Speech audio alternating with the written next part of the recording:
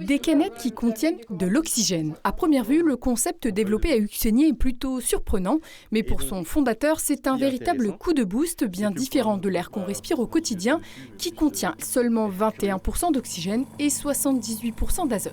Dans cette canette, on va retrouver de l'oxygène pur à 96% pour en fait améliorer les performances, avoir une récupération, parce que quand on va faire du sport, on va être à 100% au début. Ensuite, on va commencer à descendre un tout petit peu au niveau du taux d'oxygène, au niveau de notre énergie. Et au lieu d'être à 80 ou à 70%, en prenant le numéro 8, on va pouvoir être à 80, 90 pour jouer plus longtemps et pouvoir performer beaucoup mieux.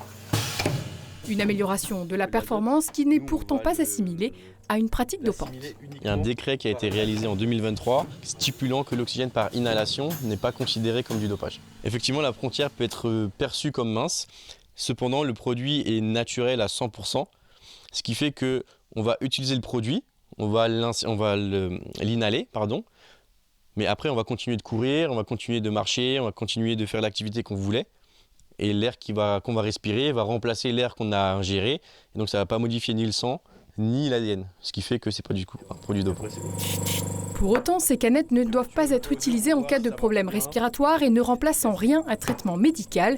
Aujourd'hui, si les principaux clients sont des sportifs, cyclistes, boxeurs ou encore footballeurs, le concept attire également un tout autre public. Ça va être utilisé également par les personnes qui ont des crises d'angoisse, parce que quand on angoisse, on fait de l'hyperventilation. Et le numéro 8 va permettre de baisser un petit peu ce taux d'anxiété-là, pour pouvoir continuer la journée tranquillement.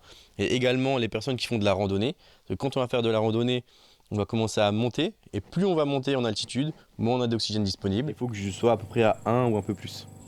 Si la gamme ne propose pour le moment qu'un seul format et un seul goût, la menthe, elle devrait prochainement s'étoffer avec une bouteille plus petite et différentes saveurs. Parmi les autres ambitions du fondateur, démarcher les clubs sportifs du territoire. Comptez une trentaine d'euros pour 2 canettes. Depuis le lancement de l'activité il y a 6 mois, 500 ont déjà été vendus un peu partout en France.